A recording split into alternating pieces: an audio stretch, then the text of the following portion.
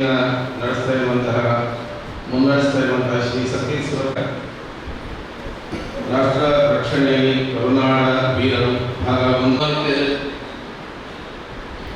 ಈ ಭಾಗದ ವಯಸ್ಸಿನ ಅಪೂರ್ವ ಹಿರಿಯರ ಮಾರ್ಗದರ್ಶಕರು ಕರ್ನಾಟಕದ ಶರತ್ ಭಂಡಾರಿ ಕರ್ನಾಟಕದ ಹೋರಾಟಗಾರರ ಪರಿಚಯ ಮಾಡುವುದು. ಕರ್ನಾಟಕದ ಹೋರಾಟಗಾರರ ಪರಿಚಯ ಮಲ್ಪನಾಗ ಬಹುಶಃ ನಮ್ಮ ದೇಶ ತೂತಿರಂಚಿನ ಭಾರಿ ಮಲ್ಲ ರಡ್ಡು ಸೈನ್ಯದ ದಂಡಾಧಿಕಾರಿಗಳ ಕೆಲವು ಇತ್ತೇರನ್ನ ಅಂಡ ಅವು ಕರ್ನಾಟಕದ ಕೊನೆ ಒಂಜಿ ಫೀಲ್ಡ್ ಮಾರ್ಷಲ್ KM ಕಾರ್ಯಪ್ಪೇರು ಬಹುಶಃ ಅರುಣಾಚ ಪುದರ್ಪೊತ್ತಿನ ಈ ದೇಶದ ಮಹಾನ್ ದಂಡನಾಯಕೆ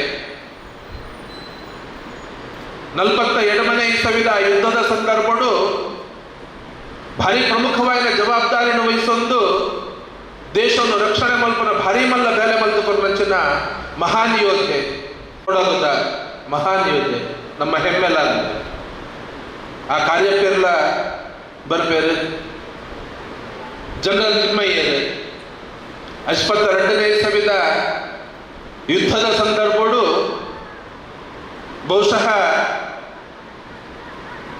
ಸೈನ್ಯದ ದಂಡಾಧಿಕಾರಿಗಳು ಬೇತನೆ ಆಗಿತ್ತಂಡಲ್ಲ ಇಡೀ ಸೈನ್ಯ ವಿಶ್ವಾಸದಿದ್ದಿತ್ತು ನೇರ್ನ ಮಿತ್ತಂದಕ್ಕೆ ಜನರಲ್ ತಿಮ್ಮಯ್ಯರ್ನ ಮಿತ್ತಿಗೆ ದಯಬನ್ನಾಗ ತಂತ್ರಗಾರಿಕೆಯನ್ನು ರೂಪಿಸಾವನೆಟ್ಟು ಸೈನಿಕರನ್ನ ಒಟ್ಟುಗು ಗಡಿಟು ಉತ್ತುಗ ಅಕಲ್ಲ ಒಟ್ಟುಗಕ್ಕಲೆ ಪ್ರೋತ್ಸಾಹನ ಕೊಡ್ದ ಆ ಯುದ್ಧವನ್ನು ಮುಂದುವರಿಸಿನಟ್ಟು ಬಹುಶಃ ಅರ್ನಂಚಿನ ಜನರಲ್ ಕೂಡ ಇತ್ತುಜೇರೆ ಪಟ್ಟದ್ದು ಸೈನ್ಯದ ಕುರಿಪಂಪಿನ ಪಾತ್ರ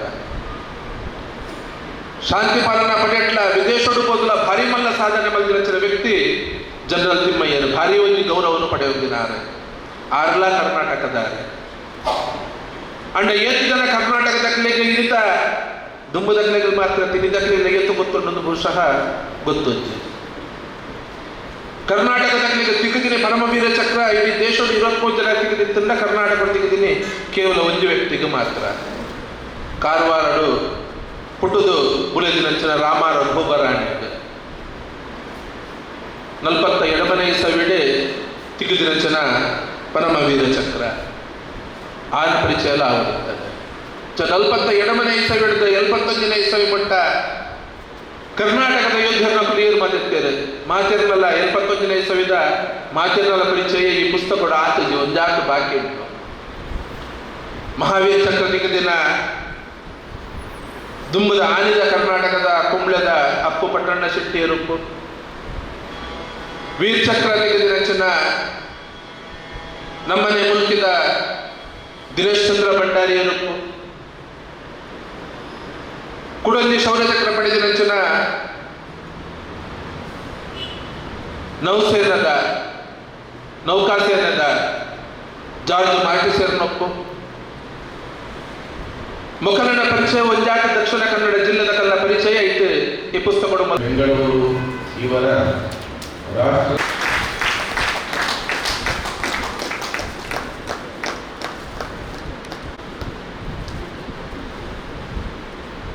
ತುಳುನಾಡಿನ ವೀರ ಸೇನಾನಿ ಬ್ರಿಗೇಡಿಯರ್ ಅಯ್ಯನ್ ವೈಗಳು ಈ ಪುಸ್ತಕವನ್ನು ಬಿಡುಗಡೆ ಮಾಡಿದ್ದಾರೆ.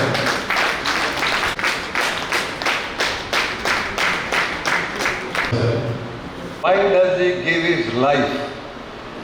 Ultimately, don't write that an unknown soldier gave his life. ಅಂತ ಬರಿಬೇಡಿ.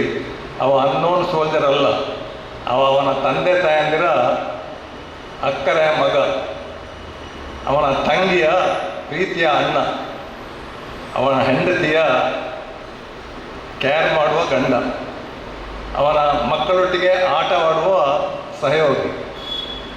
ಪಂಜಾಬ್ನ ಮನೆಗೆಲ್ಲ ಹೋದರೆ ಈಗಲೂ ಪ್ರತಿ 3ನೇ ಮನೆಗೆ ಹೋದರೆ ಒಂದು ಫೋಟೋ ಇದೆ ಮನೆಯಲ್ಲಿ, ಅಲ್ಲಿ ದೀಪ ಹಚ್ಚಿಡ್ತಾರೆ.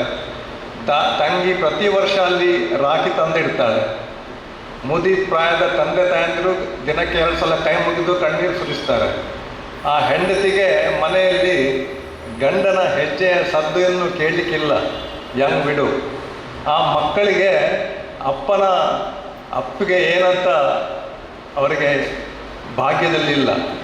ಅಂಥ ಫ್ಯಾಮಿಲಿಗಳಿವೆ. ಹಾಗಿರುವಾಗ ನಮ್ಮ ಊರಲ್ಲಿ ಕೂಡ ಹಲವಾರು ಮನೆಗಳಿವೆ. ಯಾಕೆಂದರೆ ಅವರ ಸ್ಟೋರಿ ಬರೆಯೋರು ಯಾರು ಇಲ್ಲ. ಸತ್ಯಜಿತ್ ಅವರೇ, ನೀವು ಇಂಥ ಕೆಲಸ ಮಾಡಿದ್ದೀರಿ, ಇದನ್ನು ಇನ್ನೂ ಸ್ವಲ್ಪ ಅದಕ್ಕೆ ಈ ಸ್ಟೋರಿಗೆ ಹಾರ್ಟ್ ಆ್ಯಂಡ್ ಸೋಲ್ ತುಂಬಿಸಬೇಕು. ಇನ್ನು ಮುಂದಿನ ಭಾಗ ಬರೆಯುವಾಗ ಪ್ರೂಫ್ ಓದಲಿಕ್ಕೆ ಒಂದು ತಿಂಗಳು ಮೊದಲೇ ಕೊಟ್ಟರೆ ನಾವು ಅದಕ್ಕೆ ನಮ್ಮಿಂದ ಸಾಧ್ಯವಾದಷ್ಟು ಅದಕ್ಕೆ ಇನ್ನೂ ಹಾರ್ಟ್ ಆ್ಯಂಡ್ ಸೋಲ್ ಫಿಲ್ ಮಾಡ್ತೇವೆ. ನನ್ನ ವಿಷಯ ಹೇಳೋದಂದರೆ, ಶ್ರೀಲಂಕಾದಲ್ಲಿ ಹೋಗುವಾಗ ನನ್ನನ್ನು ಬ್ಲಾಸ್ಟ್ ಮಾಡಿಬಿಟ್ರು, ನನ್ನನ್ನೇ ಟಾರ್ಗೆಟ್ ಮಾಡಿ. ಜೀಪಿನೊಟ್ಟಿಗೆ ನಾನು ಮೇಲೆ ಹೋಗಿದ್ದೇನೆ, ಓಪನ್ ಜೀಪ್. ಎಷ್ಟು ಹೊತ್ತಿಗೆ ಬ್ಲಾಸ್ಟ್ ಆಯಿತು, ಎಷ್ಟೊತ್ತಿಗೆ ನಾನು ಸತ್ತಿದ್ದೇನೆ ನನಗೆ ಗೊತ್ತಿಲ್ಲ. ನನಗೆ ಎಚ್ಚರ ಆದದ್ದು 2 ದಿನ ಕಳೆದ ಮೇಲೆ ಬ್ಯಾಂಗ್ಳೂರಲ್ಲಿ ಏರ್ಕ್ರಾಫ್ಟಲ್ಲಿ ಬಂದು ತೆಗೆದು ಹಾಕಿದ್ರು. ಬಾಯೆಲ್ಲ ತುಂಡಾಗಿತ್ತು, ಕಿವಿಯೆಲ್ಲ ಹೊರಗೆ ಬಂದಿತ್ತು. 6 ತಿಂಗಳ ನಂತರ ಡಿಸ್ಚಾರ್ಜ್ ಆಗುವಾಗ ನಾನು ಯಾಕೆ ಹೇಳ್ತೀನಿ ಅಂದರೆ, ತಾಯಂದಿರಿದ್ದಾರೆ, ನಿಮ್ಮ ಮಕ್ಕಳಿರ್ತಾರೆ. ನನಗೆ ಹೇಳಿದರು, ನೀನು ಅನ್ಫಿಟ್, ಶ್ರೀಲಂಕಾಕ್ಕೆ ಹೋಗಬೇಡ ಅಂತೇಳಿ.